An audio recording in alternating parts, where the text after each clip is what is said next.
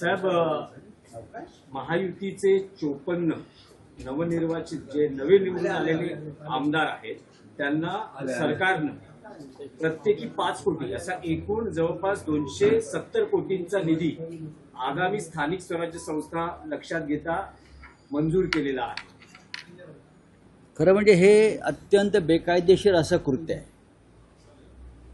जे आमदार लोकप्रतिनिधी हा लोकप्रतिनिधी असतो, तो आपापल्या भागाचं प्रतिनिधित्व करतो. निवडून आल्यावर तो कोणत्याही पक्षाचा नसतो आणि सरकारही कोणत्या पक्षाचं नाही. पण गेल्या काही काळापासून हा एक नवीन पायंडा पडला आहे. विशेषतः देवेंद्र फडणवीस आणि मिंधे यांच्या हातात सत्ता आल्यापासून जे आपल्याला पाठिंबा देणारे लोक आहेत त्यांना निधी द्यायचा आणि विरोधी पक्षाच्या आमदारांना आणि त्यांचे मतदारसंघ कोरडे ठेवायचे. हे घटनाबाह्य कृत्य आहे. हे अत्यंत बेकायदेशीर कृत्य आहे आणि मी तर म्हणेन हे एक फार मोठं लोकशाही विरोधी असं कारस्थान आहे. तुम्हाला जर निधी हवा असेल तर आमच्या पक्षात या. म्हणजे विकास हा पक्ष बघून ठरवला जातो. देशाच्या राष्ट्रपतींनी गांभीर्याने दखल घ्यावी असं हे प्रकरण महाराष्ट्र, इतर कोणत्याही राज्यामध्ये असं घडलेलं नाही. जरी भारतीय जनता पक्षाची सरकारं काही राज्यात असली तरी हे उद्योग फक्त महाराष्ट्रात सुरू झाले आहेत. मला वाटतं की सध्या या राज्याला राज्यपाल नाही आहेत आणि अर्थात राज्यपाल असले तरी काही फरक पडत नाही, कारण ते सुद्धा भाजपचेच हस्तक असतात. हे प्रकरण न्यायालयात सुद्धा गेलं होतं, निधीचं असमान वाटप. आणि आता तर जे आमच्या आहेत त्यांना त्याच आमदारांना निधी, मग इतर आमदार निवडून आलेले नाही आहेत का? इतर आमदार सुद्धा इतर पक्षातले प्रथमच निवडून आलेत अनेक ठिकाणी. मग काँग्रेसमधले असतील, राष्ट्रवादी काँग्रेसमधले असतील, शिवसेनेमधले असतील, हेच त्यातले बरेचसे आमदार हे प्रथम निवडून आलेले. पण यांची डोकी फिरलेली आहेत. अहंकार आहे, मस्तवालपणा आहे, मगरुरी आहे आणि जनतेचा पैसा हा माझ्या खिशातला पैसा आहे अशा पद्धतीनं वाटप आपापल्या लोकांमध्ये हे सुरू आहे. गंभीर आहे. काही होणार नाही. ही लाच आहे. 5 कोटी रुपये ही लाच आहे. मी त्याला विकास निधी वगैरे म्हणत नाही. आपापल्या आमदारांना दिलेले 5 कोटी ही एक प्रकारे लाच आहे. यातून किती विकास कामं होतील हे माहीत नाही, पण कमिशनबाजी नक्की होईल. साहेब, याआधीही बघितलं की निधी असमान वाटपावरून असंतोष होता. महाविकास आघाडीच्या आमदारांनीही मुख्यमंत्र्यांची भेट घेतली. अनेकदा हे प्रकरण उजेडात आलं होतं आणि काही माजी आमदारांनी तर इतकंही म्हटलं होतं की मी आमदार नसतानाही मला 20 कोटीचा निधी मिळतो. अशात आता तुमची मागणी काय आहे की स्थानिक स्वराज्य संस्थांची महायुतीची ही स्ट्रॅटेजी दिसते, त्या ठिकाणी निधी वाटप करून कसं आपल्याला भक्कम करता येईल, लोकांचे प्रश्न सोडवता येतील. या सरकारमधल्या लोकांनी म्हणजे प्रमुखांनी पैशाच्या जोरावर मतदार विकत घेण्याची जी नवीन योजना आणलेली आहे, त्यात अनेक योजना आहेत. पैसे द्यायचे आणि मतं विकत घ्यायचे. हे 5 कोटी रुपये ठेकेदाराच्या माध्यमातून परत त्याच आमदारांना वळवले जाते. हे जे 5 कोटी दिलेले आहेत हे ठेकेदारांच्या कामाच्या नावाखाली पुन्हा त्याच आमदारांच्या हातामध्ये कॅश येईल आणि मग ती मतदारसंघामध्ये मतदार विकत घेण्यासाठी वापरली जाईल. हे गेले काही वर्ष सातत्यानं सुरू आहे आणि ह्याच्यावरती आवाज सामुदायिकरित्या उठवावा लागेल. जसं आम्ही निवडणूक आयोगासंदर्भात एक भूमिका सर्व पक्षांनी घेतली, मोठा मोर्चा निघतो आहे, त्या पद्धतीने ह्या विषयावर सुद्धा आम्हाला एकत्रित आवाज उठवावा लागेल. विधिमंडळाच्या अधिवेशनात तर हा प्रश्न उचलला जाईलच 100%, पण इतर सुद्धा लोकशाही मार्गातील आयुधांचा वापर करून या प्रश्नाला वाचा फोडली जाईल. प्रश्न आहे तो म्हणजे अंबरनाथचा प्रश्न आहे. त्या दिवशी दरम्यान आनंद जे त्यांचं थिएटर नाटक बसून त्या दिवशी एक ॲम्ब्युलन्स जी आहे ती 1 यांच्यासाठी हे ताफ्यामध्ये लावण्यात आलेली होती. त्यामुळे अंबरनाथचं उपजिल्हा रुग्णालय आहे त्या ठिकाणी एक महिला हार्ट अटॅकची पेशंट आली होती, तिचा मृत्यू झाला.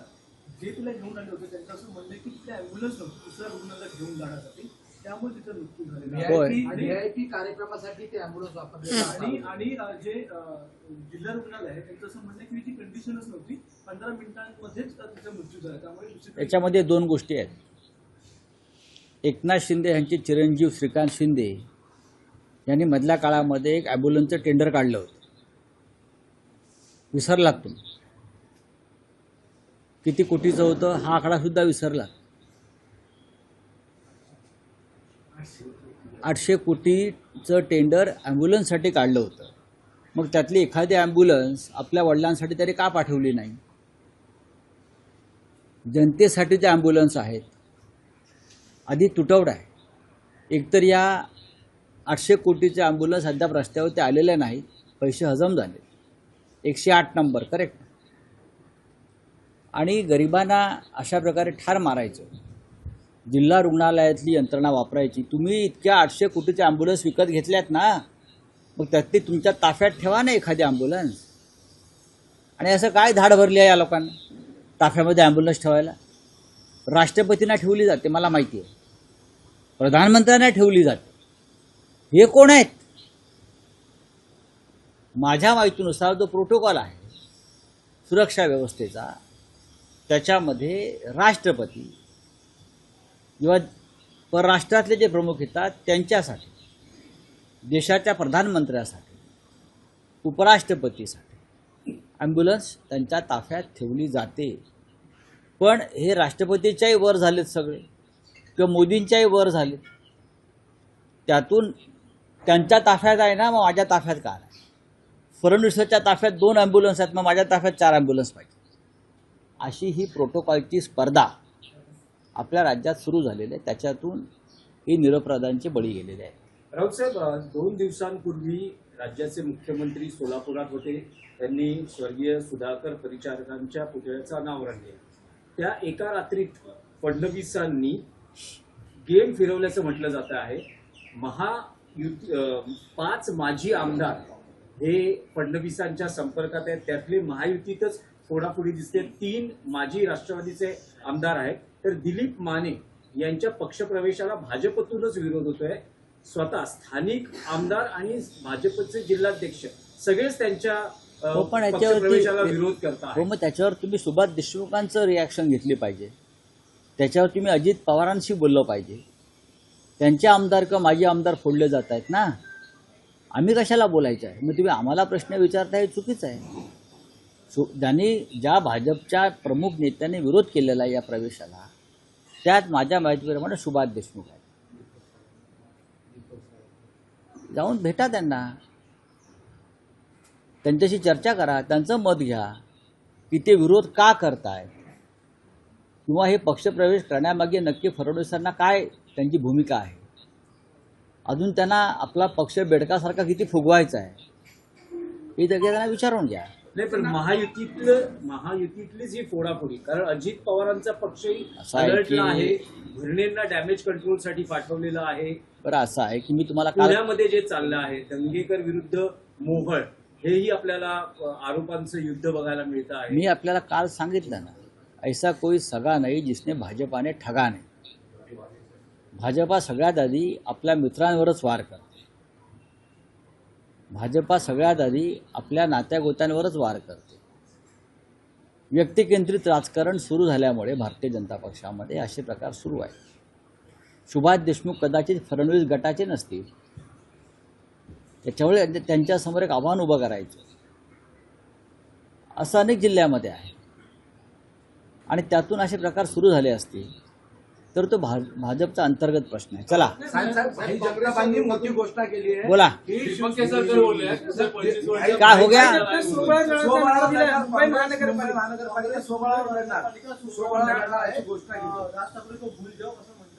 बोलू द्या ना, क्या हिंदी में क्या है? एक प्रश्न आहे. मध्यंतरी जो ICC एशिया कप होता त्यावरून बरंचसं भारतातही आरोप प्रत्यारोप बघायला मिळाले. आता जी ट्रॉफी आहे BCCIनं पुन्हा एकदा एसीसीला पत्र पाठवलेलं आहे की ती ट्रॉफी आम्हाला द्या, आणि एसीसीचे अध्यक्ष जे पाकिस्तानचे पीसीबीचे अध्यक्ष आहेत ते म्हणतात की तुम्हाला ट्रॉफी आमच्या हस्तेच स्वीकारावी लागेल, माझ्या हस्तेच स्वीकारावी लागेल. याच्यावर जय शहाला प्रश्न विचारा तुम्ही, तो अमित शहाना विचारा ना. जय शहा ह्याच्यातून नक्की तोडगा काढतील. जय शहा यांच्या इतका क्रीडा क्षेत्रातला निष्णात प्रशासक गेल्या 50 वर्षात देशात झालेला नाही. त्याच्यामुळे ही जी पाकिस्तानातून जी ट्रॉफी आहे, अहो बलुचिस्तान आणि पाकव्याप्त काश्मीर घेण्याची भाषा आपण करतो आणि एक ट्रॉफी नाही घेऊ शकत आपली स्वतःची. कालच आपले राजनाथ सिंग म्हटले तर संपूर्ण पाकिस्तान ब्रह्मोस मिसाईलच्या नियंत्रणाखाली आहे, त्याच्यात ट्रॉफी पण आहे ना.